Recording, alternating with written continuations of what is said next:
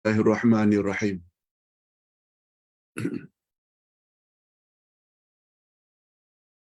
Alhamdulillah nahmaduhu wa nasta'inuhu wa nastaghfiruh. Wa na'udzu billahi min shururi anfusina wa min sayyiati a'malina. May yahdihillahu fala mudilla lahu wa may yudlil fala hadiya lahu.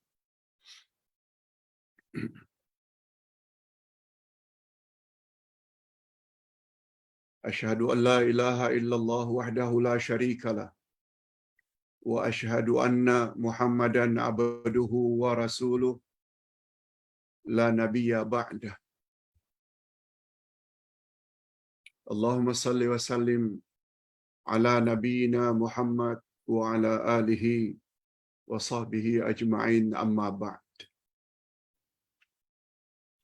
Hadirin dan hadirat serta para pemirsa yang saya hormati, Assalamualaikum warahmatullahi wabarakatuh.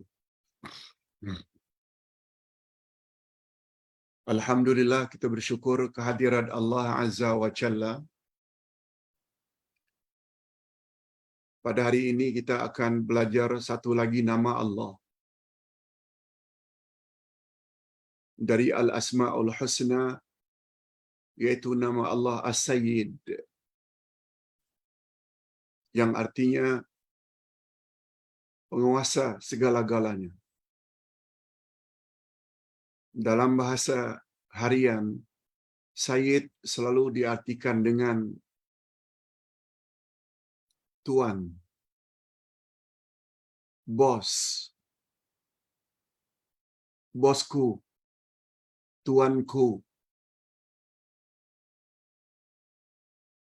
Selalu kita panggil dengan Sayyidi, bos kami, tuan kami, pemimpin kami. Kita selalu mengambil atau menyebut dengan ya Sayyidana.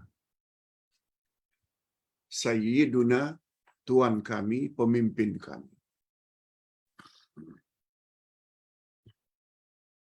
Rupanya Sayyid ini juga adalah nama Allah.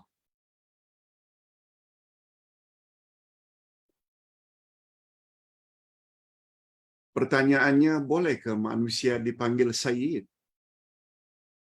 Ini yang akan kita jelaskan insya-Allah dalam masa 45 minit berikut.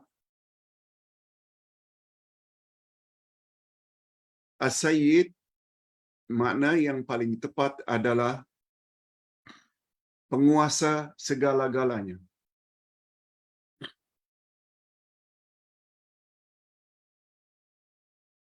Segala-galanya berhajat kepadanya. Malaikat, jin, manusia, binatang, tumbuh-tumbuhan. Allah lah Sayyidnya. Allah yang mencipta mereka. Allah yang memerlukan, yang memberi segala keperluan mereka. Dia itu adalah Allah. Dari sudut itu, Allah dipanggil sebagai Sayyiduna, tuan kita, penghulu kita.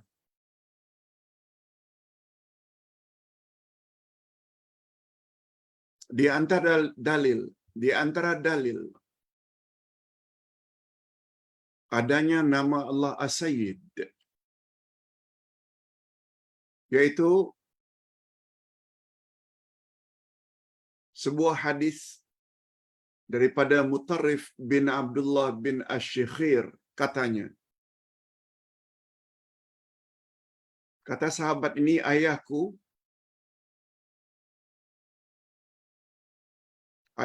pernah berkata, kata ayah, aku pernah menjadi salah seorang daripada utusan Bani Amir, maknanya dia ketua suku. Dia mengetuai delegasi daripada suku Bani Amir.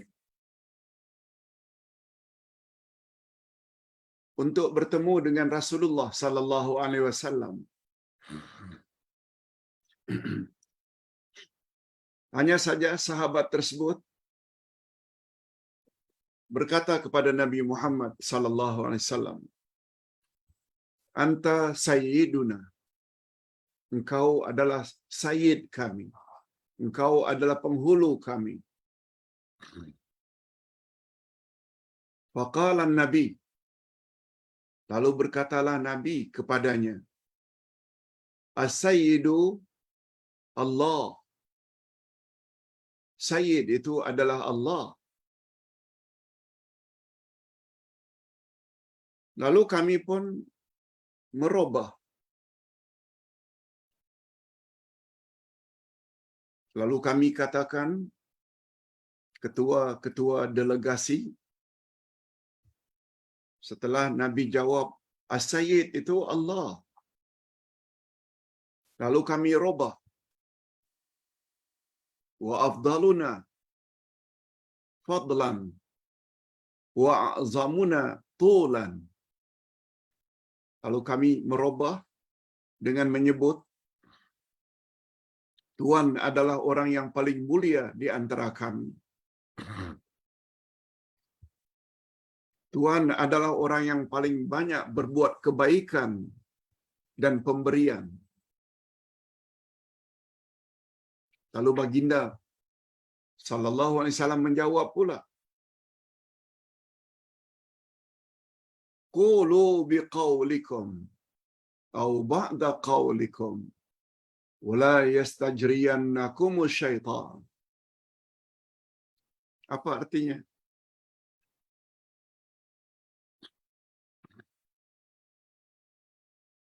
Katakanlah oleh kamu dengan perkataan kamu.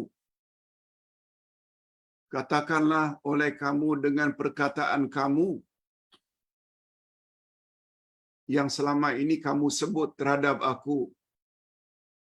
Ya Nabi Allah, wahai Nabi Allah, wahai Rasulullah, wahai Rasulullah.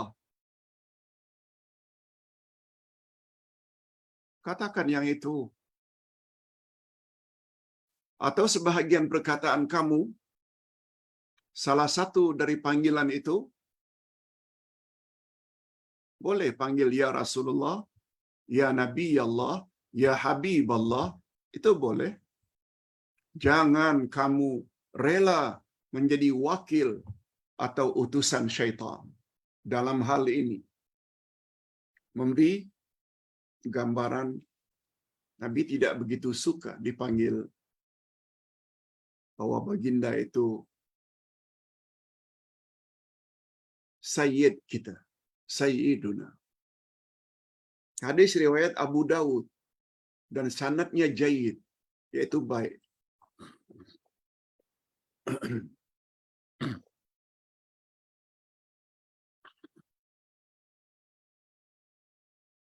Hadirin dan hadirat serta para pemirsa yang saya hormati.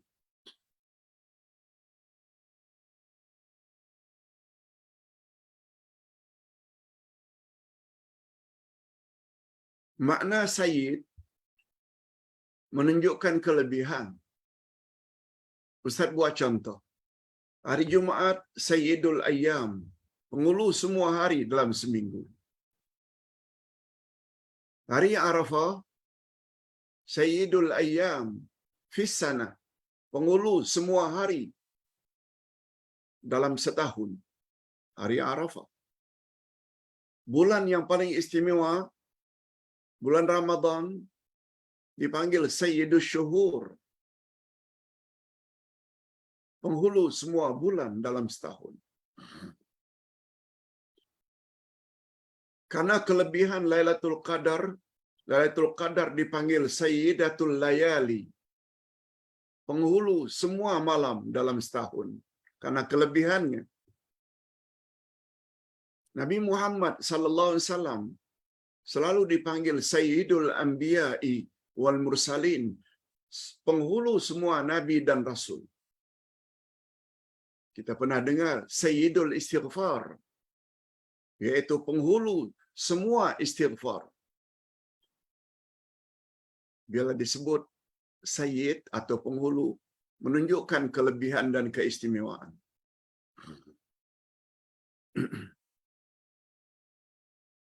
Oleh sebab itu, bila seseorang itu ada kelebihan dari sudut ketakwaannya, dari sudut kesabarannya menghadapi cobaan, tidak salah kita panggil mereka sebagai sayyiduna, penghulu kami. Sebab dia ada kelebihan dari sudut ketakwaan, tawakalnya tinggi, kesabarannya mendalam. Boleh. Cuma as-sayyid, nama ini, sifat yang ada di dalamnya siyadah. Siyadah ini yaitu ketuanan.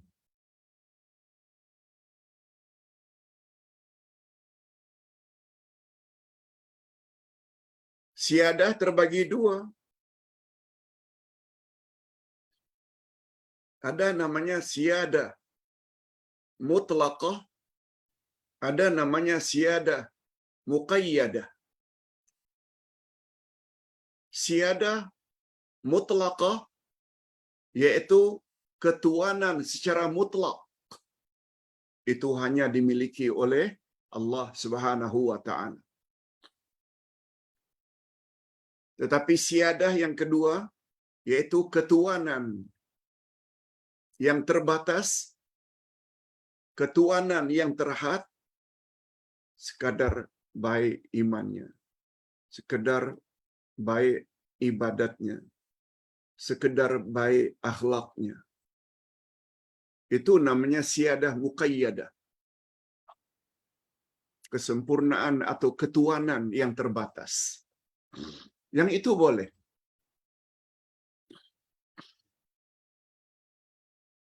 Nanti kita akan sebut dalil-dalilnya. Nah, sekarang kita masuk ke bab yang baru, yaitu kehebatan as-sayyid. Ada dua kehebatan as-sayyid.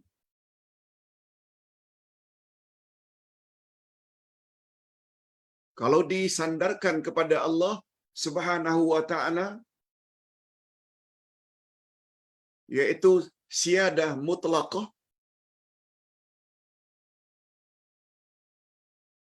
Apa sebab? Semua makhluk berhajat kepadanya. Semua makhluk berhajat kepadanya. Itu sebabnya dalam tafsir yang lalu kita ada sebut dakwaan Yahudi. Innallaha faqirun, Allah itu fakir, maknanya berhajat. Wa nahnu awliya, kami adalah kaya raya. Dibantah oleh Allah Azza wa Jalla. Nabi sallallahu alaihi wasallam sangat marah mendakwa Allah itu fakir. Fakir maknanya berhajat. Yang tak berhajat kepada sesiapa hanya Allah. Hatta Nabi Muhammad sallallahu alaihi wasallam berhajat kepada ibu, kepada bapa, kepada atuk, kepada nenek. Baru muncul Nabi Muhammad. Allah lam yalid wa lam yulad. Nah, lebih-lebih lagi lah orang yang berada di bawah derajat Nabi Muhammad sallallahu alaihi wasallam. Jangan terlalu disanjung. Ini kehebatan as-siyadah. Allah lah yang mencipta segala-galanya. Kita berhajat kepada Allah sebagai as-sayyid. Dulu Ustaz pernah sebut, Allah yang mengadakan kita, itu yang disebut nikmatul ijad. Nikmat mengadakan kita dari sebelumnya tiada. Lalu Allah supply segala keperluan dan hajat kita. Itu namanya nikmatul imdad. Makan, minum, pakaian, tempat. kesihatan, panjang umur. Semua Allah yang supply. Nikmatul imdad. Itu satu kehebatan as-siyadah. Yang kedua, jika Allah tidak menghendaki, niscaya segala sesuatu tidak akan terjadi.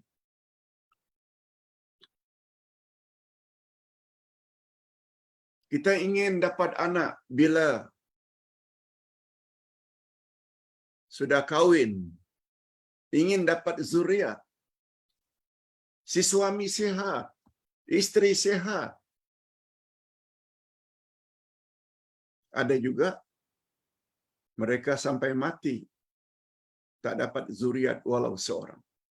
Karena kehendak Allah begitu.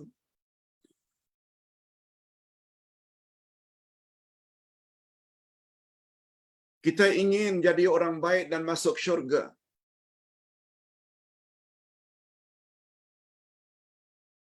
Kalau Allah tidak berkehendak, tak boleh masuk syurga. Walaupun kita ingin masuk syurga. Walaupun kita berusaha menuntut ilmu,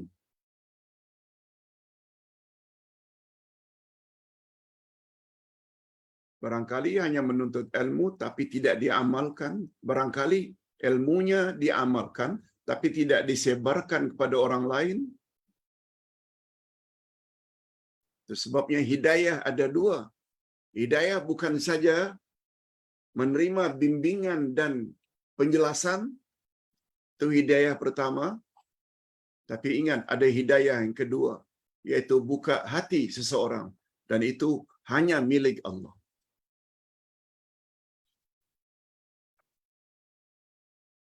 Dan kita mesti berusaha untuk ke arah itu.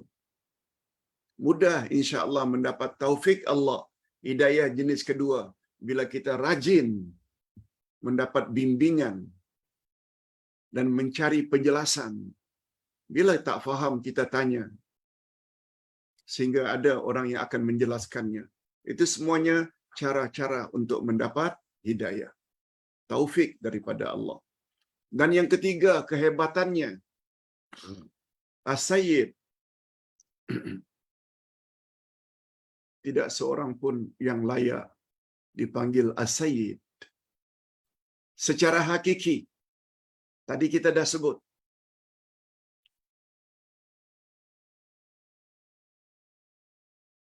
As-Sayyid dengan makna pemimpin segala-galanya. Itu hanya layak untuk Allah Subhanahu wa taala. Penguasa segala-galanya itu hanya untuk Allah.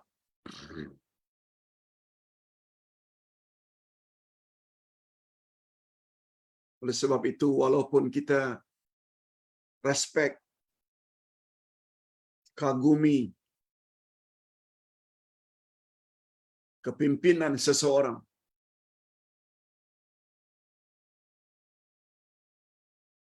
bila kita berhajat, kita mesti minta pada Allah. Jangankan kepada Kiai, Habib, Sayyid, kepada Nabi Muhammad pun tak boleh kita minta. Sebab Nabi Muhammad tidak memiliki siyadah mutlaqah, ketuanan yang mutlak, absolutely. Yang hanya memiliki siyadah mutlaqah hanya Allah. Itu sebabnya setelah kita mengatakan iyyaka na'budu wa iyyaka nasta'in, hanya kepada Engkau kami beribadat dan hanya kepada Engkau kami memohon pertolongan. Setelah baginda wafat, tak boleh minta kepada baginda Rasul sallallahu alaihi wasallam. Boleh membawa syirik. Sebab meminta, memohon, doa itu adalah ibadat. Sebagaimana baginda sendiri yang sebut, ad-du'a'u al-ibadah. Ad-du'a'u huwa al-ibadah. doa itu adalah ibadat dan ibadat tidak boleh ditujukan melainkan kepada Allah. Kalau kepada Nabi saja tak boleh, padahal baginda kekasih Allah, kesayangan Allah. Lebih-lebih lagi lah tak boleh minta kepada wali-wali, keramat-keramat. Syirik hukumnya. Tapi sekedar minta tolong mereka doakan dengan syarat mereka masih hidup, boleh.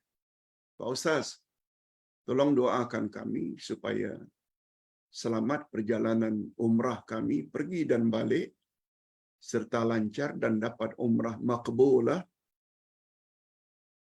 Ustaz boleh tolong doa. Tapi dengan syarat yang berdoa masih hidup.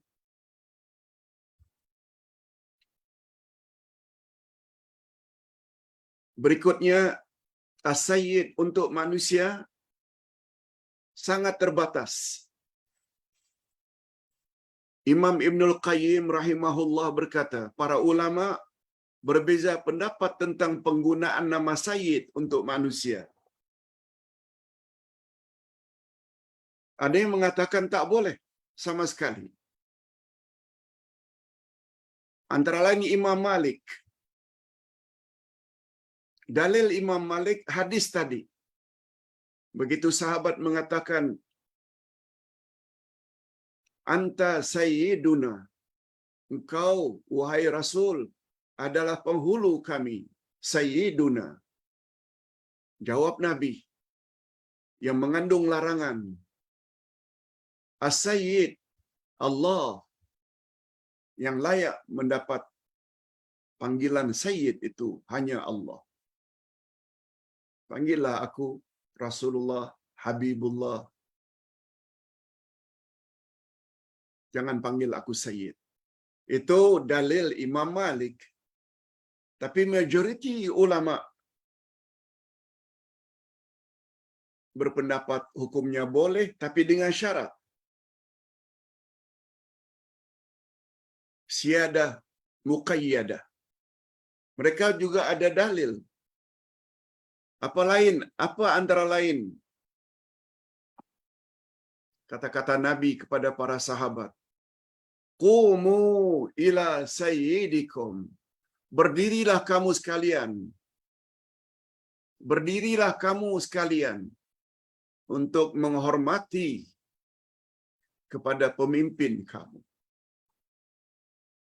Pernah satu kejadian, Nabi suruh supaya para sahabat bangun sempena kedatangan pemimpin mereka. Nabi gunakan istilah pemimpin itu sebagai sayyid kamu, pemimpin kamu, ketua kamu. Rasulullah sallallahu alaihi wasallam juga bersabda,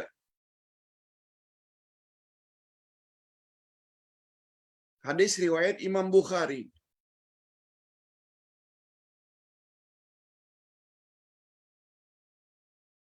Abu Bakrin sayyiduna wa a'taqa sayyidana. Abu Bakar itu adalah sayyid kita. Dia telah memerdekakan sayyid kita. Abu Bakar adalah pemimpin kita dan dia telah memerdekakan pemimpin kita. Maksudnya, Abu Bakar khalifah Islam yang pertama setelah baginda wafat. Dia dipanggil oleh Nabi Sayyid. Yang dimerdekakan oleh Abu Bakar adalah Bilal bin Rabah, tukang azan. Yang walaupun latar belakangnya hamba abdi, tapi karena imannya dan takwanya, kasihnya kepada baginda, baginda gunakan istilah Bilal pun sayyid kita. Ini antara dalil orang yang mengatakan sayyid itu bukan hanya milik keturunan Rasul. Abu Bakar bukan keturunan Rasul. Abu Bakar gunakan istilah Abu Bakar itu sayyid kita.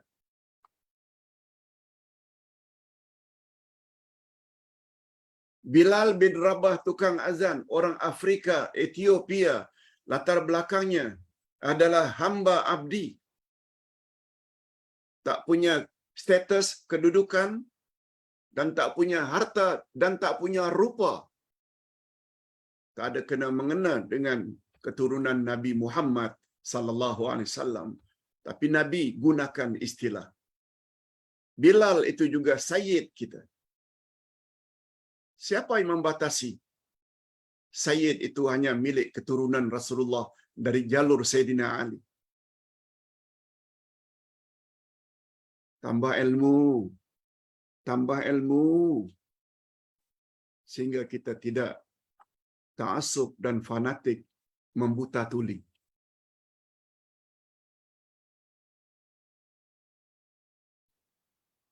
Itu sebabnya sebulan yang lalu ada pertanyaan, betul ke Pak Ustaz? Syarifah tak boleh kahwin kecuali dengan Sayyid. Sayyid maksudnya keturunan Nabi Muhammad. Kalau Syarifah wanitanya, laki-lakinya Sayyid. Tak ada dalil sama sekali dari Nabi Muhammad sallallahu alaihi wasallam.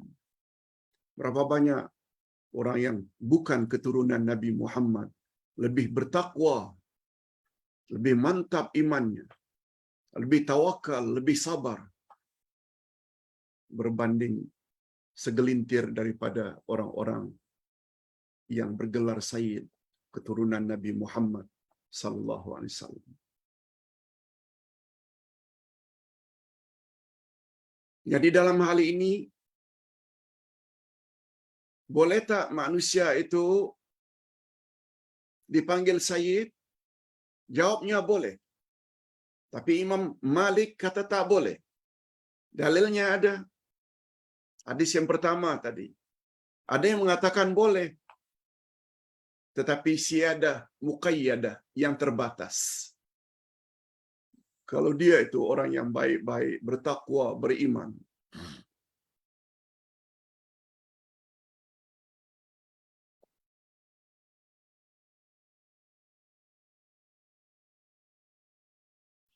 Jadi kesimpulannya daripada penggunaan sayyid untuk manusia,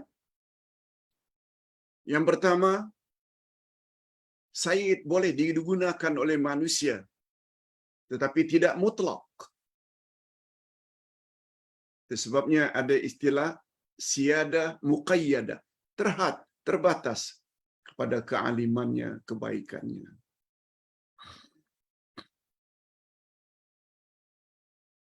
As-sayyid juga kadang-kadang digunakan untuk suami. Terdapat di dalam Al-Quran penggunaan istilah sayyid. Ketika Yusuf digoda oleh Zulaikha. Zulaikha mengajak Yusuf berzina di dalam ruangan tertutup. Yusuf lari sampai ditarik bajunya di bahagian belakang. Yusuf menuju pintu. Tiba-tiba suami Zulaikha berada di pintu, tidak buka pintu. Allah ceritakan dalam Quran. Semua cerita Quran adalah benar belaka. Apa kata Allah dalam surat Yusuf ayat 25? Wa alfaya sayyidaha ladal bab. Lalu kedua-duanya Yusuf dan Zulaikha mendapati suami wanita itu di depan pintu. Allah gunakan istilah sayyidaha, penghulu wanita itu, yaitu penghulu Zulaikha dengan makna suami Zulaikha yang bernama Aziz.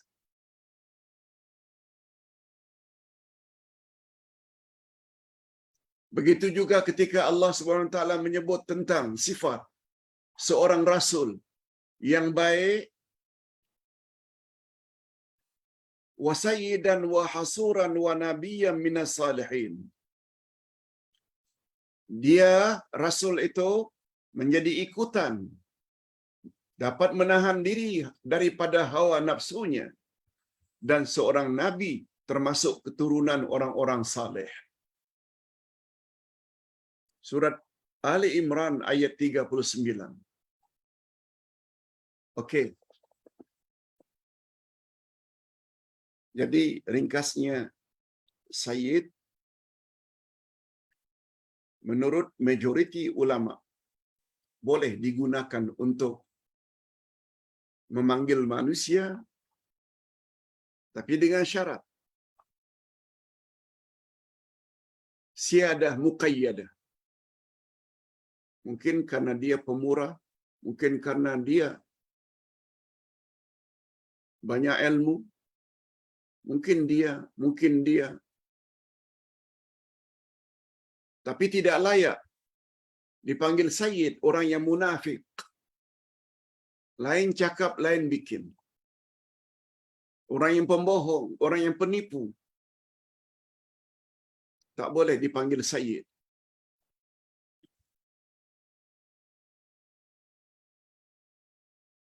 Itu sebabnya kita buat satu topik khas. Jangan menyanjung manusia secara berlebih-lebihan.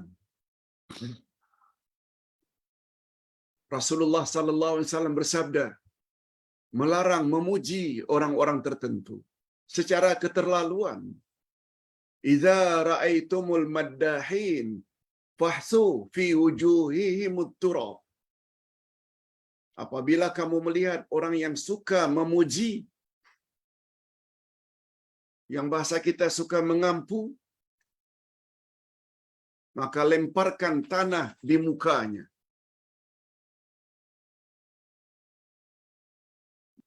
Nabi larang orang yang suka memuji dengan makna mengampu.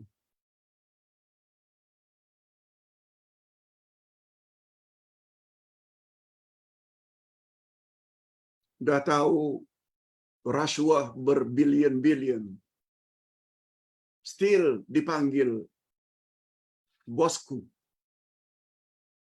Bosku itu sayyid lah. Sebagaimana pertanyaan syaitan kepada iblis. Syaitan ni maknanya manusia, makhluk jahat dari kalangan jin. Namanya syaitan. Pada suatu hari syaitan bertanya kepada iblis. Iblis tu bosnya. Bos semua syaitan adalah iblis. Iblis tu dia punya leader. Itu sebabnya kata Abdullah ibnu Abbas, pada satu hari syaitan bertanya kepada iblis. Sebab syaitan melihat iblis ini paling suka kalau orang alim, mursyid, murabbi, banyak ilmu, yang mengamalkan ilmunya dan menyebarkan kepada orang lain. Bila mati, iblis paling suka. Tetapi kalau orang yang banyak ibadah, tapi jahil, kurang ilmu, tak ada ilmu, bila mati, iblis tak begitu suka. Biasa-biasa saja. Sampai syaitan bertanya. Ini riwayat daripada Abdullah ibnu Abbas. Apa kata syaitan kepada iblis? Ya sayyidana, wahai tuan kami.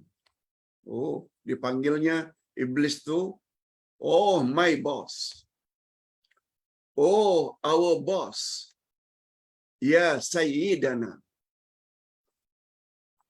Mengapa Tuhan tidak begitu gembira kalau orang yang banyak beribadat mati?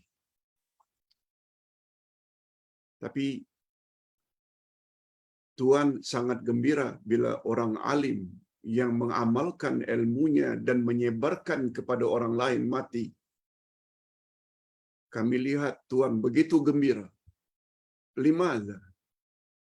Why?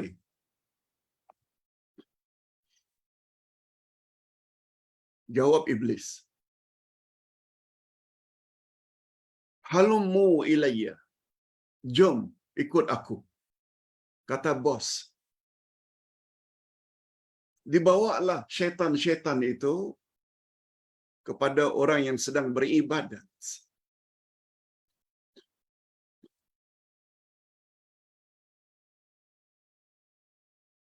Ketika orang tersebut sedang beribadat, iblis suruh syaitan tanya,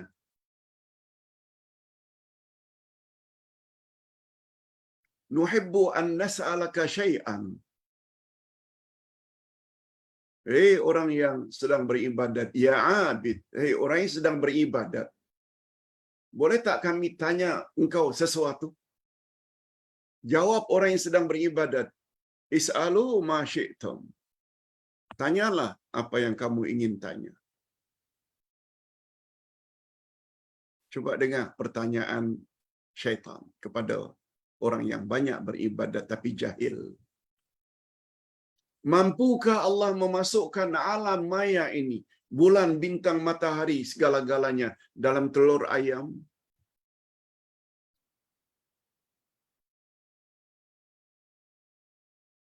Yang kecil daripada genggaman ini, bulan, bintang, matahari, mampu tak? Orang yang banyak beribadat langsung menjawab, mustahil, impossible. Alam yang besar ni masuk ke dalam telur ayam yang kecil itu.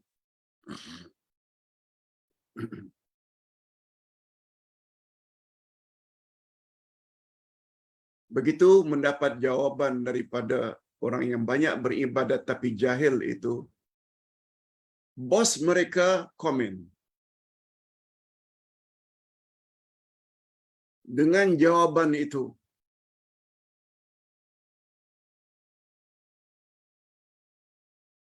rosak iman orang yang beribadat itu, mengatakan mustahil Allah memasukkan alam ini ke dalam. Itu bermakna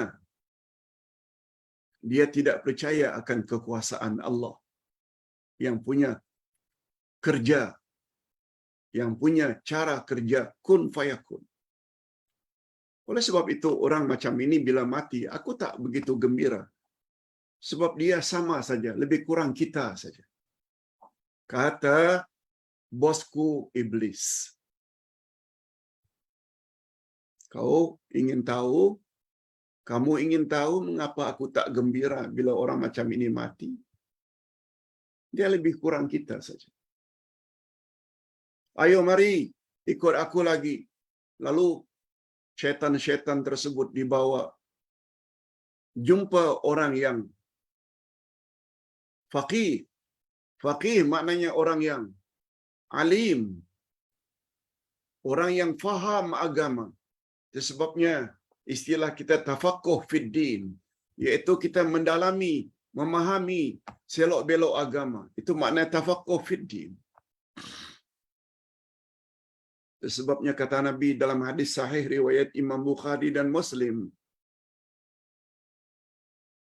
man yuridillahu bihi khairan yufaqihu fid din. Siapa yang Allah ingin menjadikan orang itu orang yang baik-baik, niscaya dia masukkan tafaqquh fid din, iaitu kepahaman dalam urusan agama. Itu sebabnya majlis macam ini Ustaz namakan majlis tafaqquh fid din. Bila kita merasa happy, gembira mendapat bimbingan Quran, sunnah Nabi, kita happy, itu memberi isyarat Allah sayang kita. Allah cinta kita. Sesuai dengan hadis, barang siapa yang Allah menginginkan untuk memberi seseorang itu atau menjadi orang itu orang yang baik-baik, niscaya dia dorong orang itu suka mendalami selok-belok agama. Jadi sebabnya bila perasaan seseorang bila diajak ke majlis ilmu, lihat saja, susah hati saja, itu memberi isyarat Allah tidak menginginkan dia jadi orang yang baik. Na'udzubillah min dzalik. Okey, sekarang kita kembali kepada kisah bosku. Begitu sampai kepada faqih, orang yang alim, yang mengamalkan ilmunya dan menyebar kepada orang lain, disuruh syaitan bertanya, "Ya alim, hei orang yang berilmu, wahai faqih, orang yang faham agama, nuridu an nas'alakum syai'a." Kami ingin tanya sesuatu kepada kamu. Boleh tak? Orang alim jawab, "Is'alu ma syi'tum." Tanyalah apa yang kamu ingin tanya.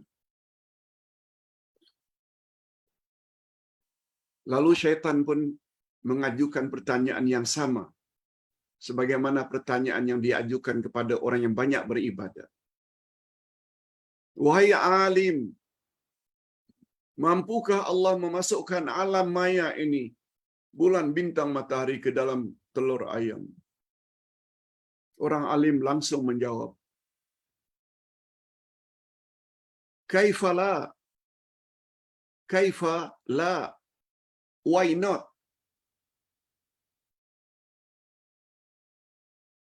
Bahasa Belandanya warum niet. Bahasa kita mengapa tidak? Mengapa Allah tak mampu memasukkan alam maya ke dalam telur ayam? Bukankah cara bekerjanya Allah, innama amruhu idza arada syai'an ay yaqula lahu kun fayakun?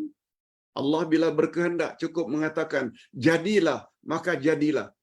Maknanya, hai langit, bulan, bintang, matahari, masuklah kamu ke dalam telur ayam. Semua akan masuk karena taat kepada Allah. Allah berfirman lagi dalam surah yang lain, fa'alul lima yurid. Allah boleh berbuat apa saja yang dia kehendaki.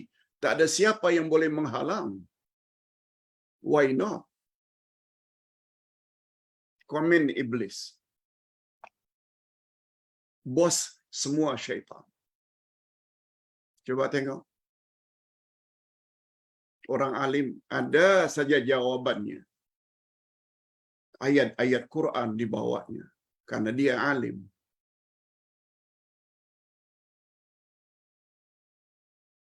Susah kita nak kelentong dia. Oleh sebab itu, bila ada orang alim seperti ini meninggal dunia, aku happy. Aku happy. Itu sebabnya ketika meninggalnya Dr. Yusuf Al-Qaradawi, Allah yarhamu, banyak beredar hadis-hadis sahih yang menyebut tentang innallaha la yaqbidul ilma intiza'an yantazi'uhu illa biqabdil ulama. Allah tidak mencabut ilmu dari permukaan bumi dengan mencabut begitu saja, membuat mereka jadi lupa. No. Sabda Nabi, hadis sahih, Allah tidak mencabut atau menarik ilmu dari permukaan bumi dengan membuat mereka manusia semua menjadi lupa. No. Walakin, tetapi Allah mencabut ilmu dari permukaan bumi adalah dengan mematikan orang-orang alim. Sehingga sampai kepada suatu saat, orang alim sudah tak ada. Maka diangkatlah orang untuk menjadi mufti, orang-orang yang jahil. Akhirnya mufti tersebut sesat dan menyesatkan orang lain. minta maaf mengambil masa banyak bercakap tentang bosku iblis. Syaitan memanggil iblis itu ya sayyidana. Ini sangat tidak tepat. Sebabnya kata Nabi, tak layak orang munafik itu awak panggil ya sayyidi. Oh my leader. Kiaskanlah. Ini namanya ilmu. Tambah ilmu. Cukup dengan dalil-dalilnya.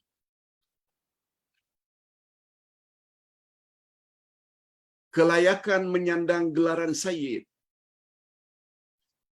Dekatkan diri kita kepada Allah As-Sayyidul Mutlaq, yaitu pemimpin mutlak.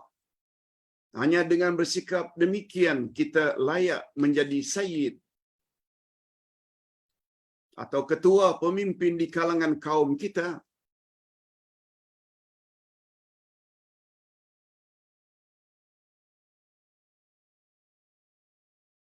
Kita hiasi diri kita dengan akhlak yang mulia, menepati janji, penyantun terhadap mereka, kasih sayang, merendah diri dan tawadhu.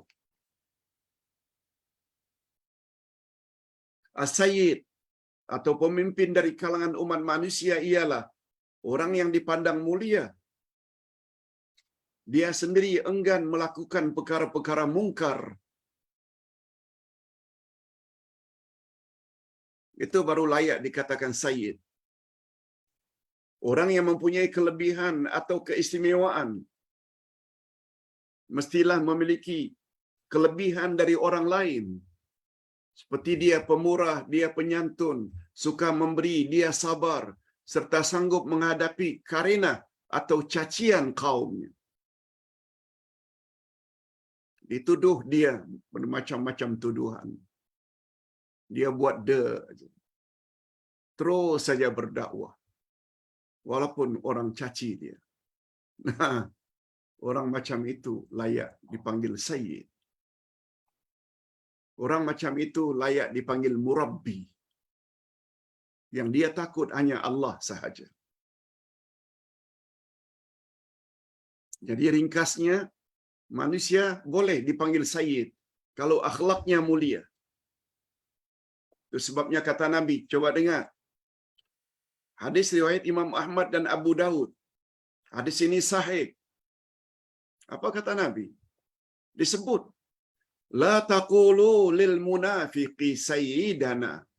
Jangan kamu panggil orang-orang munafik, hipokrit itu, ya sayyidana, wahai penghulu kami. Oh, our boss. Jangan kamu panggil. Larangan dari Nabi. Fa innahu iyyaku sayyidakum faqad ashattum rabbukum azza wa jalla. Sebab andai kata dia memang benar pemimpin kamu, maka itu bermakna kamu telah mengundang kemurkaan Tuhanmu terhadapmu. Allah murka. Orang yang tidak baik akhlaknya, kita angkat, kita pilih sebagai pemimpin. Oh, no. Bukan begitu caranya.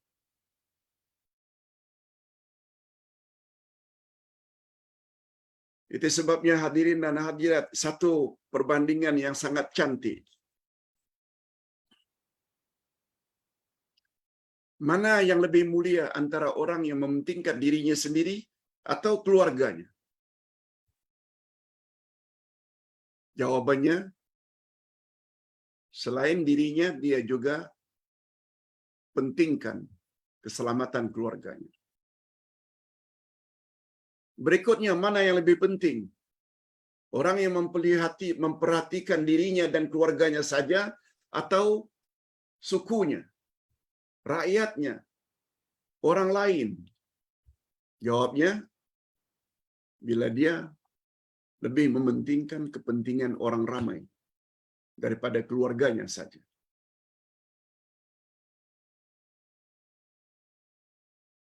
Mana yang lebih baik? Orang yang hanya mementingkan keluarganya saja dengan orang yang menjaga kepentingan rakyatnya yang ramai. Tentu saja orang yang mengutamakan rakyatnya sebab mereka lebih ramai. Sebab sabda Nabi, khairun nas anfa'uhum linnas. Sebaik-baik manusia orang banyak berbuat kebaikan pada orang ramai. Nah, sekarang mana lebih baik manusia yang mementingkan rakyatnya saja, suku bangsanya saja, dengan manusia yang mementingkan kepentingan umatnya, followersnya, seluruhnya, tak kira apa suku, apa bangsa. Yang paling hebat lagi manusia ini. Manusia inilah antara lain contoh Nabi Muhammad sallallahu alaihi wasallam yang diutus oleh Allah rahmatan lil alamin, pembawa rahmat untuk seluruh alam. Nabi Muhammad sallallahu alaihi wasallam saja tidak mahu dirinya dipanggil Sayyid. Sayyid itu adalah Allah. Tapi kata Nabi, dibolehkan. Asalkan bukan Sayyid mutlak, tapi Sayyid muqayyad. Orang-orang yang baik. Allahu Akbar. Sekarang kita tahu, tidak meletakkan perkataan Sayyid itu kepada siapa. Bukan kepada penyangga yang makan duit rakyat. Sangat tidak layak untuk dijadikan pemimpin. Ustaz ulang sangat sampai 3 kali. Membawa isyarat sangat tidak wajar.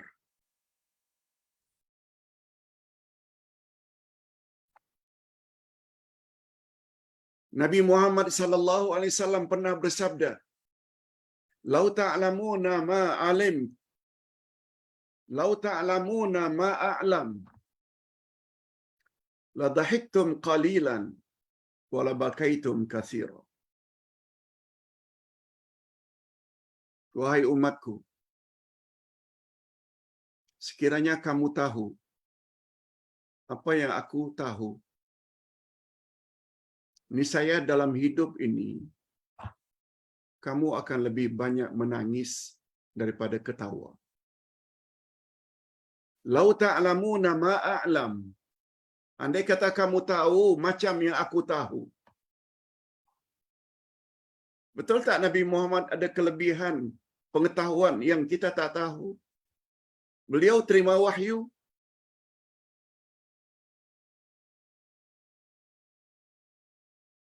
Beliau balik dari Isra' Mi'raj. Ketika Isra' Mi'raj, baginda diperlihatkan penghuni neraka. Nabi diperlihatkan penghuni syurga. Allah boleh berbuat begitu terhadap Nabi Muhammad sallallahu alaihi wasallam karena beliau dapat mukjizat. Itu maksudnya, wahai umatku, sekiranya kamu tahu sebagaimana yang aku tahu, niscaya kamu akan lebih banyak menangis daripada ketawa. Nabi Muhammad pernah tak lalu di kawasan perkuburan, lalu Nabi dekatkan telinganya karena Nabi dengar orang dalam kubur yang sedang diazab. Ada riwayat itu. Yang orang lain tak dengar, Nabi dengar. Ini maksudnya, kalaulah kamu mengetahui apa yang aku tahu, niscaya dalam hidup ini kamu akan lebih serius daripada enjoy tak menentu. Buang masa. Bukan ayat Quran dan zikrullah yang dibaca, tapi diisi dengan mengumpat, memfitnah, berbohong. Na'udzubillah. Itu sebabnya Nabi Muhammad sallallahu alaihi wasallam hendaklah kita jadikan sebagai role model, contoh teladan yang terbaik. Hal-hal, lebih-lebih lagi hal-hal yang berkaitan dengan agama.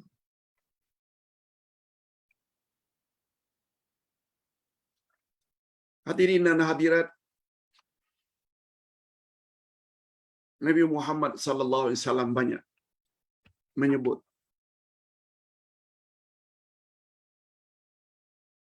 jika kita ingin memuji, menyanjung seseorang, jangan keterlaluan. Hatta terhadap diri baginda sendiri. Apa kata Nabi dalam satu hadis? La tutruni kama ataratin nasara ibn Maryam. Faqulu Abdullah wa rasulih. Fa innama ana abduh. Jangan kamu sanjung aku secara keterlaluan, sebagaimana sanjungan orang Nasrani Kristian terhadap Isa putra Maryam. Aku adalah hamba Allah. Oleh sebab itu panggil saja aku Abdullah atau Rasulullah. Hadirin dan hadirat rahimakumullah.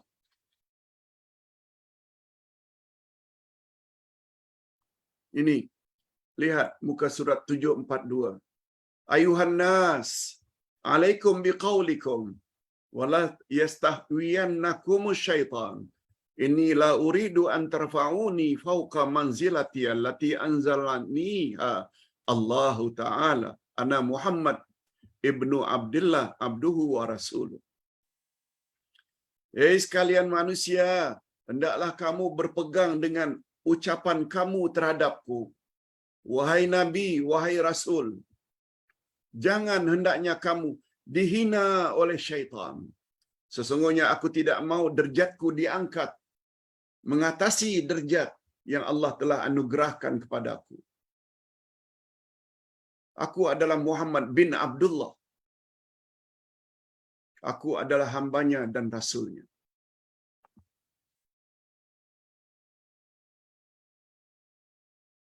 Nah, kalau begitu Pak Ustaz, boleh tak kita tambah yang Nabi ajar salawat itu, Allahumma salli ala Muhammad wa ala ali Muhammad.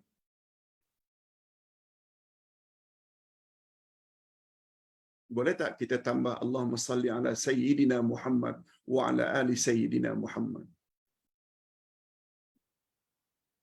Tolong tanya, esok Ustaz akan jawab.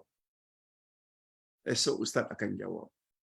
Sebab jawabannya agak panjang sedikit. Tak sempat untuk kita jawab pada hari ini. Hadirin dan hadirat, jadi kesan beriman pada As-Sayyid. Ini bahagian akhir. Apa dia kesan positif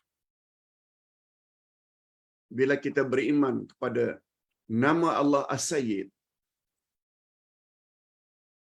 Secara ringkas, ada dua kesan positif yang mesti ada di dalam diri kita. Pertama,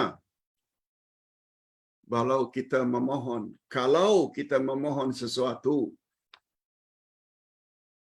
kita hendaklah memohon pada Allah sahaja, bukan kepada yang lain. Sama ada minta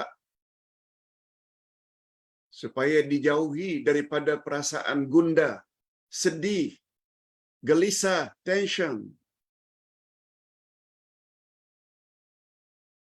Minta pada Allah. Sebagaimana sabda Nabi, Ya Hayyu Ya Qayyum, birahmatika astaghith.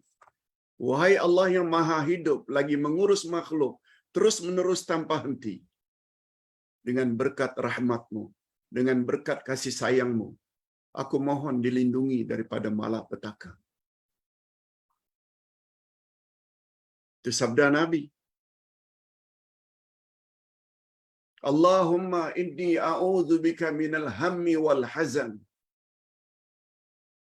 Ya Allah, aku mohon dilindungi daripada rasa gundah dan sedih. Sungguh banyak hadis-hadis dalam Nabi, hadis-hadis Nabi sallallahu alaihi wasallam yang Ustaz sebut, sama ada dalam kitab Wirid Rasulullah atau Munajat, sangat banyak doa-doa agar terhindar daripada kesedihan. Sangat banyak. Itu sebabnya nasihat Ustaz, ini bukan promosi, bukan minta dibeli. Tadi malam ada orang beli dari Ustaz 200 buku munajat. Sempena perkahwinan anaknya bulan November nanti. Untuk dihadiahkan. Allahu Akbar. Itu hadiah yang paling berharga daripada hadiah-hadiah yang lain. Bukan sekedar telur, habis makan habis. Tapi sebanyak mana orang yang mengamalkan buku yang dihadiahkan. Sebanyak itu pula kita layak mendapat ganjarannya. Termasuk sedekah jariah. Ustaz pernah diminta oleh satu jemaah yang sedang umrah di Mekah beberapa tahun yang lalu. Pak Ustaz, tolong cetak 100,000 kitab wirid.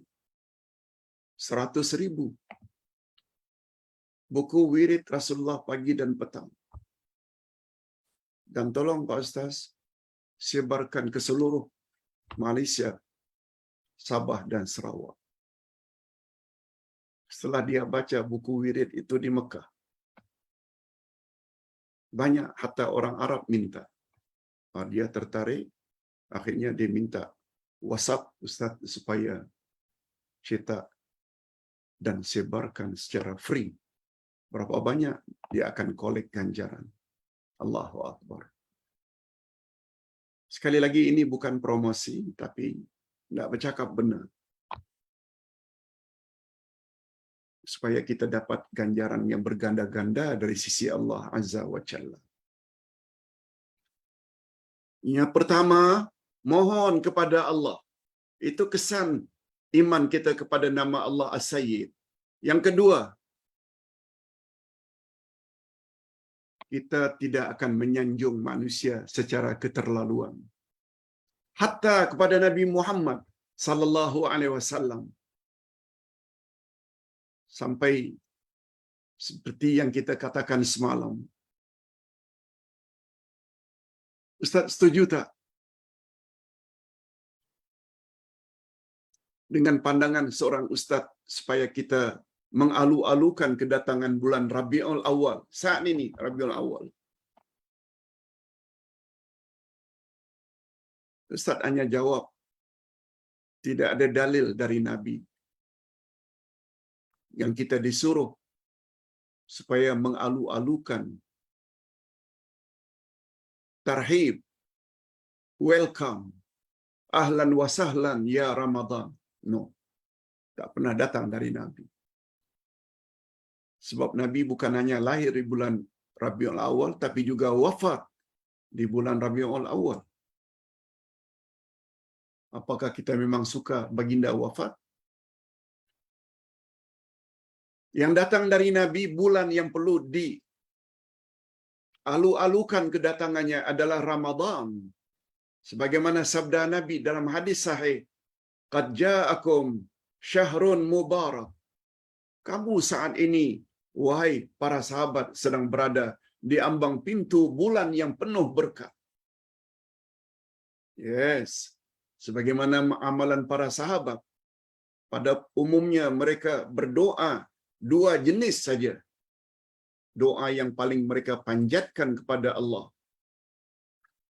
6 bulan sebelum datang Ramadan, Allahumma balighna Ramadan. Ya Allah, panjangkanlah usia kami sehingga dapat menemui bulan berkat bulan Ramadan. Yes. Doa yang kedua, masuk saja Ramadan, mereka berdoa, Ya Allah, terimalah segala amal saleh yang telah kami lakukan dalam bulan Ramadan ini. Memberi satu gambaran. Ramadan bulan yang sangat istimewa. Itu sebab dia dipanggil Sayyidus Syuhur, penghulu semua bulan-bulan dalam setahun.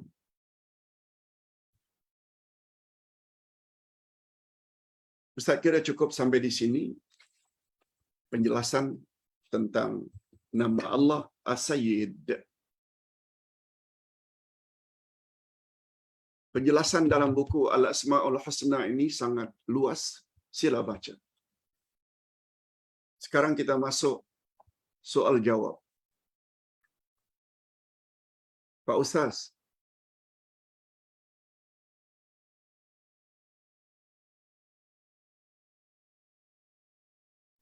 boleh tak Ustaz share doa untuk lembutkan hati anak?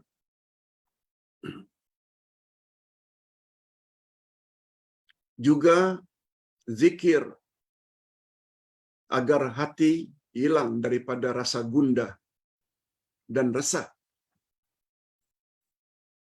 Hadirin dan hadirat, dalam buku ini sangat banyak doa-doa yang Ustaz himpunkan untuk tujuan itu.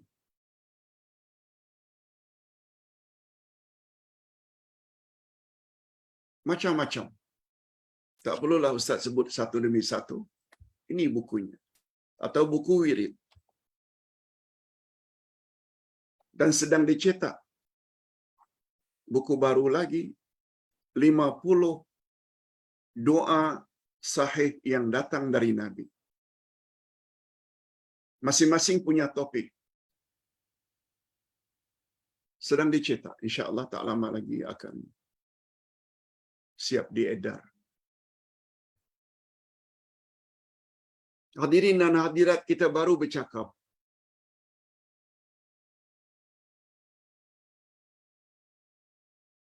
nama Allah As-Sayyid. Dia adalah penguasa segala-galanya.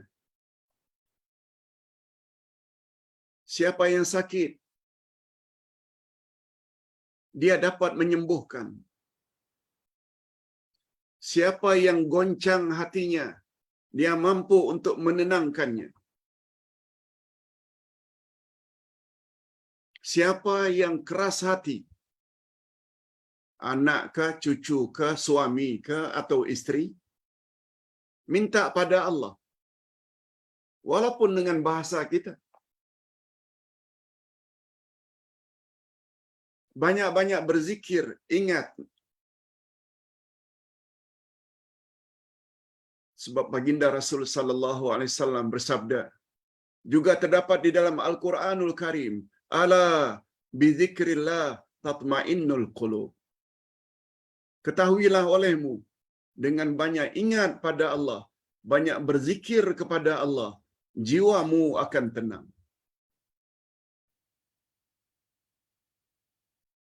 Doa Nabi Yunus dalam perut ikan itu sangat power. Bukankah Nabi Yunus dalam perut ikan hidup dalam keadaan sempit, gelap, susah bernafas barangkali? Tapi baca zikir. La ilaha illa anta subhanaka inni kuntu minaz zalimin.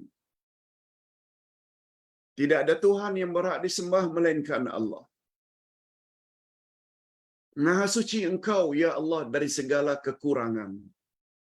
Aku mengaku, ya Allah, aku telah membuat zalim dan menganiaya diriku sendiri.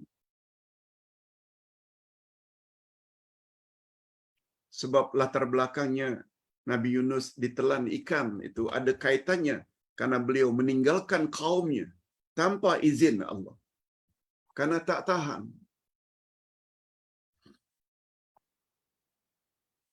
Lalu Allah Subhanahu Wa Taala tegur dengan beliau akhirnya dicampak ke laut. Setelah diundi, akhirnya ditelan ikan, bawa ke dasar laut. Ini bukan cerita dongeng, bukan. Tertera dalam Al-Quran. Coba lihat surat Yunus dan surat-surat yang lain. Tetapi di dalam kegelapan, di dalam kesempitan, baca 3 kalimat tadi, yaitu kalimat tauhid, la ilaha illa anta, tiada Tuhan yang berhak disembah melainkan Engkau. Itu tauhid. Yang kedua, tasbih. Subhanaka, maha suci Engkau, ya Allah, daripada kecacatan, kekurangan, keaiban. Yang ketiga, iktiraf terhadap dosa yang banyak kita lakukan selama ini. Inni kuntu minaz zalimin. Aku telah banyak melakukan penganiayaan terhadap diriku. Tapi tidak ada permintaan kan Pak Ustaz di dalam zikir Nabi Yunus itu. Nah, kita dah sebut. Doa ada dua jenis. Ada namanya doaul masalah, doaul talab, doa sambil meminta. Rabbighfirli wali walidayya. Oh Tuhanku, ampuni dosaku. Kita panggil Tuhan, Rabbi. Kita minta agar diampun dosa. Rabbana atina fid dunya hasanah wa fil akhirati hasanah. Ya Allah, berilah aku kebaikan di dunia dan kebaikan di akhirat. Ini namanya doaul masalah. Doaul talab. Ada satu lagi jenis doa. Doa usana. Doa dengan menyanjung, memuji Allah. Contohnya, zikir Nabi Yunus tadi, penuh dengan pujian. Tiada Tuhan yang berhak disembah melainkan Engkau. La ilaha illa anta. Maha suci Engkau, ya Allah, dari kekurangan. Subhanak. Iktiraf bahwa kita ini banyak dosa kepadanya. Inni kuntu minaz zalimin. Tak ada minta pun. Tapi dalam hati, Allah tahu. Nabi Yunus dalam kesempitan. Minta dikeluarkan daripada perut ikan. Susah macam mana pun kita, sempit macam mana pun hidup kita, tidak seimbang dengan betapa sempitnya kedudukan Nabi Yunus dalam perut ikan. Langsung Allah kabul.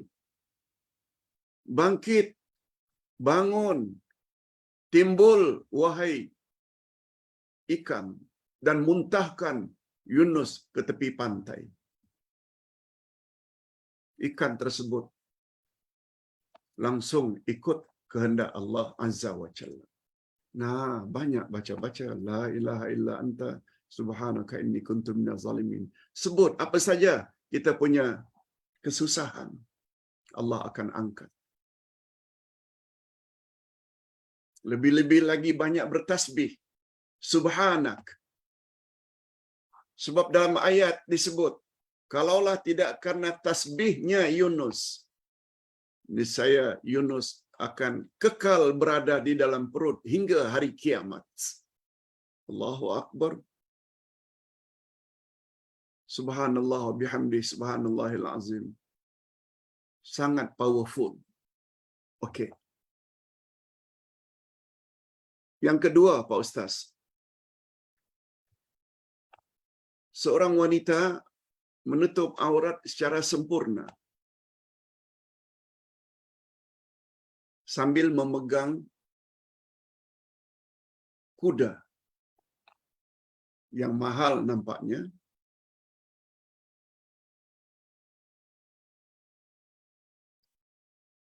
Lalu mukanya ditutup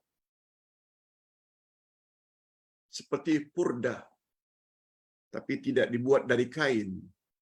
Tapi adalah yang menghalang itu seperti manik-manik, sehingga tak nampak mukanya.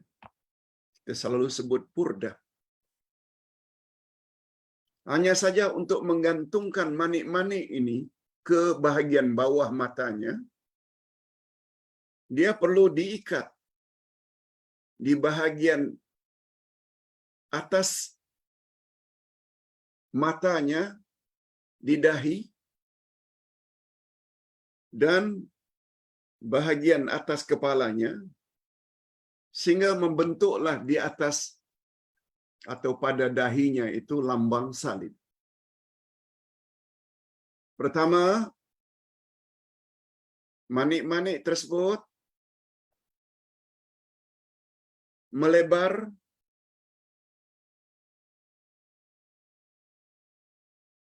yang kedua, manik-manik daripada purdah tadi ke atas supaya tidak jatuh. Akhirnya ada lambang salib. InsyaAllah nanti Ustaz minta jamaah masukkan gambar tersebut supaya dapat dilihat oleh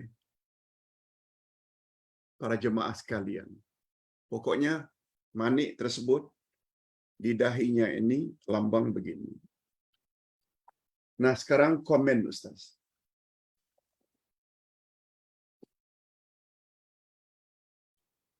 Di dalam buku ini, pendinding rumah dari gangguan syaitan, pendinding perkahwinan, pendinding baby.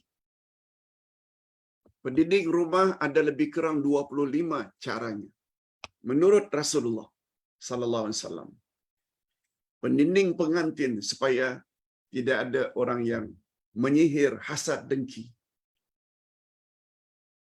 Begitu juga mendinding baby yang baru lahir ada 7 caranya. Semuanya ada dalam buku ini. Pendinding. Salah satu daripada 25 cara agar rumah kita terdinding, tidak boleh dimasuki oleh syaitan. Satu di antaranya, jangan ada lambang salib dalam rumah kita. Usahakan. Jangan ada lambang salib.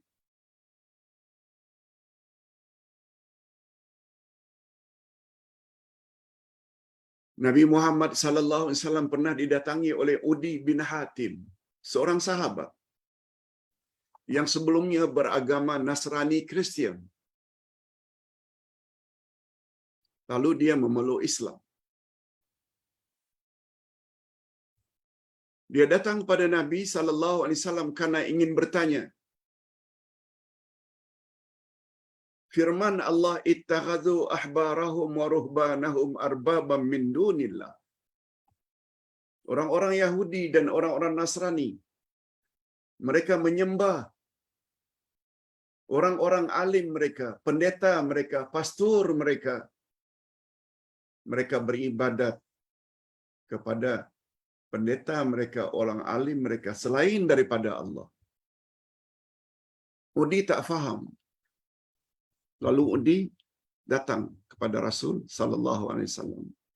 Ya Rasulullah, ayat Quran yang baru turun itu mengatakan kami orang-orang Yahudi, Nasrani menyembah pemimpin kami. Setahu saya, sebelum saya memeluk Islam dulu kan saya beragama Nasrani Kristian, kami tak pernah menyembah ulama kami. Nabi jawab, mereka dikatakan oleh Allah telah menyembah alim ulama mereka. Bukan menyembah dengan makna rukuk dan sujud, bukan. Apa yang ada dalam Taurat atau Injil, mereka robah kepada makna lain. Umpamanya dalam Taurat, Injil dikatakan haram. Lalu ulama kamu merubah haram jadi halal. Halal jadi haram. Lalu kamu sebagai followers ikut kehendak ulama kamu. Itu yang maksudnya kamu telah menyembah mereka. Oh, begitu. Nah, Ustaz tidak ceritakan Udi yang inilah yang baru memeluk Islam, datang pada Nabi, bertanya sesuatu, tapi dia memakai salib di dadanya, kalung salib emas. Apa kata Nabi? Ya Udi, aku lihat ada salib di atas atau pada dadamu kalung. Ya, benar Rasulullah. Campak berhala yang ada di dadamu itu. Campak olehmu berhala yang ada di dadamu itu. Nabi gunakan istilah salib itu berhala. Karena dilarang oleh Nabi. Itu sebabnya apabila dalam rumah ada lambang-lambang seperti ini, walaupun hanya 4 segi, usahakan supaya jangan ada. Sebab itu penyebab malaikat tidak mau masuk rumah tersebut. Na'udzubillahi min dzalik. Jadi kembali kepada persoalan, walaupun wanita itu memakai baju hitam, kemudian ditutupnya mukanya, walaupun bukan dengan kain, tapi dengan mani-mani, tertutup memang, cuma salahnya ada lambang salib di dadanya, maaf, di dahinya. Tak boleh. Tak boleh. Karena salib itu Nabi SAW gunakan istilah berhala, menunjukkan dia boleh membawa kepada syirik. Na'udzubillah min dzalik. Oleh sebab itu beberapa negara Islam, terutama Arab Saudi, juga Malaysia, mereka robah istilah, apa itu istilah Red Cross atau palang merah itu, lambang kesehatan di dunia. Mereka robah menjadi Hilalul Ahmar. Hilalul Ahmar, yaitu bulan bintang merah. Bulan bintang merah. Atau bulan merah. Maaf, bulan sabit merah. Bukan bulan bintang, tapi bulan sabit merah. Melengkung, kemudian warnanya merah. Mereka ganti palang merah menjadi bulan sabit merah. Wallahu a'lam. Yang ketiga, apa pandangan Pak Uday tentang doa pendinding api yang disebut oleh seorang ustaz? Boleh tak diamalkan? Bunyi pertanyaan itu seperti berikut. Amalan supaya rumah dan diri dilindungi oleh Allah yang dipanggil dengan amalan pagar api. Maksudnya barangkali supaya rumah tidak terbakar. Agaknya. Panduan itu menyebut cara mengamalkannya. Pagar rumah Anda dibaca sekali selepas salat subuh, sekali sebelum keluar rumah, sekali sebelum tidur malam. Itu kalau ingin pagar rumah. Kalau pagar diri pula, boleh dibaca di mana-mana dan pada bila-bila masa. Bacaannya sahih. La ilaha illallah. Al-Halimul Karim. Rabbus samawati sab'a. Wa Rabbul Arshil Azim. La ilaha illa anta. Azza jaruka wa jalla sana'uk. Kemudian baca ayat. Kalau tak salah ayat yang ke-15 dari surat Syura. Hadirin dan hadirat, doa ini doa yang sahih disepakati oleh Imam Bukhari dan Imam Muslim. Cuma Nabi masukkan ini bukan disebut pagar api, bukan. Dia termasuk kalimatul qurub. Kalimat-kalimat zikir-zikir yang bagus dibaca kalau ingin terhindar daripada malapetaka, daripada kesusahan, apapun jenis kesusahan. Bacaan itu boleh. Tetapi Ustaz Uday kurang sesuai. Baca pagi, baca habis salat, baca sebelum tidur. Sebab ittiba'ur rasul, ittiba'us sunnah dia membawa makna 6. 6 perinciannya. Ikut Nabi terkait dengan 6 perkara. Sebabnya mengapa awak buat. Bilangannya berapa awak mesti baca. Timingnya, masanya bila awak perlu baca.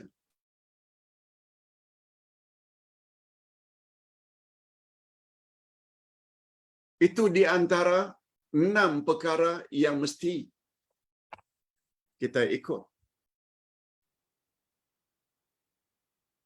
Seperti umpamanya, timingnya. Nabi ada ajar zikir-zikir setelah salat fardu. Habis salam saja, astagfirullah, astagfirullah, astagfirullah.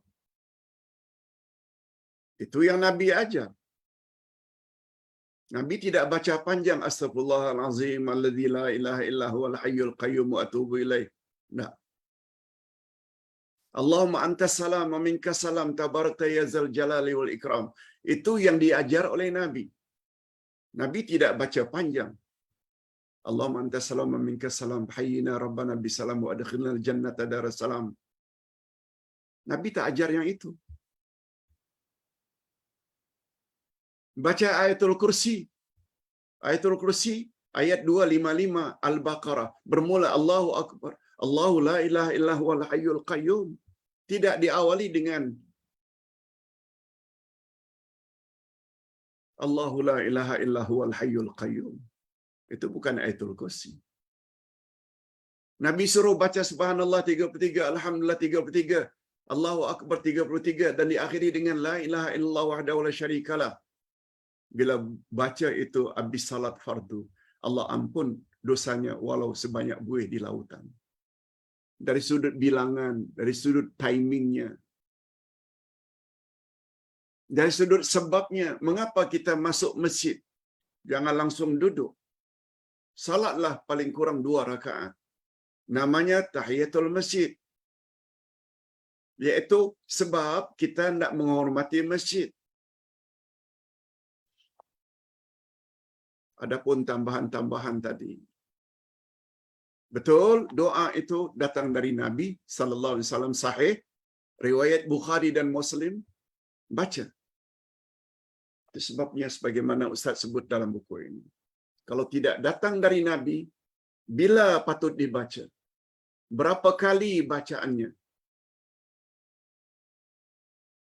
Bacalah selalu seberapa yang kita mampu. Jangan terikat dengan bilangan-bilangan tertentu.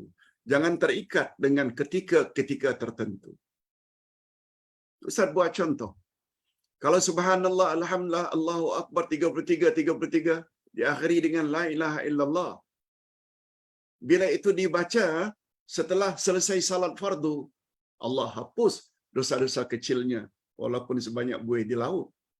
Tapi bacaan yang sama, subhanallah, alhamdulillah, Allahu akbar, masing-masing 33 kali, diakhiri dengan la ilaha illallah wahdahu la syarika la lahul mulku wa lahul hamdu wa huwa ala kulli syai'in qadir. Sebelum tidur malam, itu timing bila sepatutnya dibaca. Bila zikir itu dibaca sebelum tidur malam, Allah akan beri kita kekuatan jasmani selain daripada kekuatan rohani.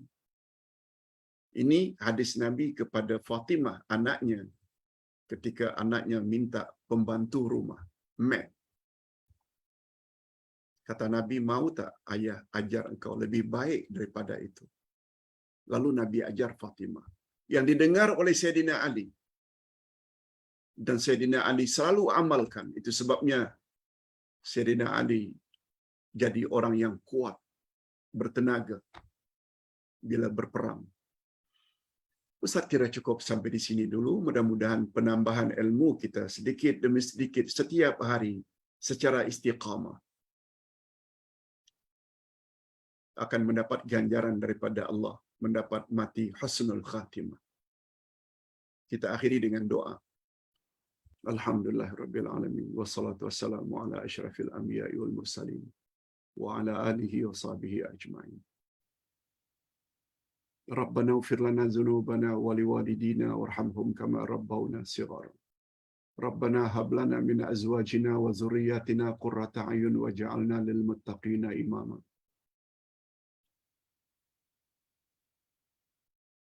Allahumma a'inna ala dzikrika wa syukrika wa husni ibadatik. Ya Hayyu ya Qayyum bi rahmatika nastaghits. Ya Hayyu ya Qayyum bi rahmatika nastaghits. Ya Hayyu ya Qayyum bi rahmatika nastaghits. Ya Allah, ya Tuhan kami yang Maha Hidup lagi mengurus makhluk terus menerus. Dengan berkat rahmat dan kasih sayang-Mu, hindarkan kami dari segala bentuk malapetaka.